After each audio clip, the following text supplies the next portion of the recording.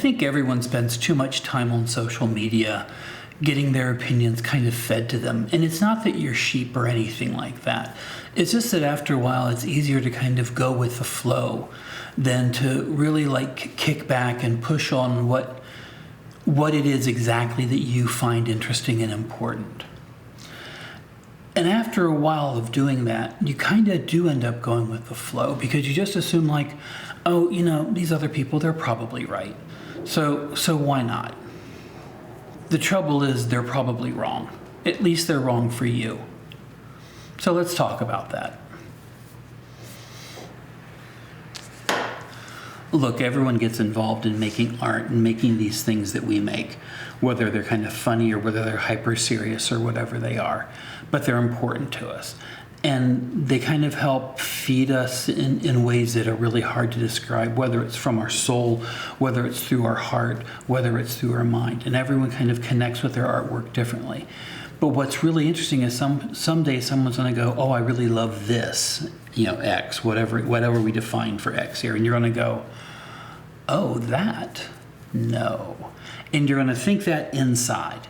And then because you're polite or you want to have friends, all of these are good things, by the way, you find yourself kind of just nodding along and kind of being polite, but they never really explain what's important about it. And they just say, oh, I love that. And then they kind of go into the next thing. And you're kind of going, yeah, but you love that. And that doesn't make any sense to me. Here's the thing. You have your own voice. And it's fed by the things that you love and care about. And by loving and caring about them, they kind of come through you kind of cleaner and unfiltered when you're not kind of putting artificial things in front of them. It's really what makes what you do interesting. You might like non-commercial things or non-commercial hipster things or really commercial things. I mean, being really commercial right now could be considered really transgressive in some kind of way. I'm just kind of spitballing on that. You might love like old Jacques Cousteau movies. It doesn't really matter. But what matters is that you love them and that you can do that and not be ashamed about it. You should never be ashamed about the things that you really love that kind of drive what you do. And all too often, we let our voices get silenced by louder voices in the room kind of showing off certain things and telling us about things that they like. But here's the kind of cool thing about that. Let's listen to those voices. Oh, you like this. What is it about it you like? Tell me everything you like about it. Have a real honest to God conversation with someone who says like, I love artwork by whatever painter, whatever sculptor, whatever movie maker, whatever. Ask them to tell you everything they love about it. You can start a dialogue with somebody and learn about all the things that they really like about something. And then hopefully they'll ask that question from you, like, Matt, what is it you love about, Jacques Cousteau movies from the 1960s? And believe me, I have a list of things I love about Jacques Cousteau movies from the 60s. And they're amazing, and they're a little old-fashioned, and they're unbelievably cool to me. They may not be cool to anyone else.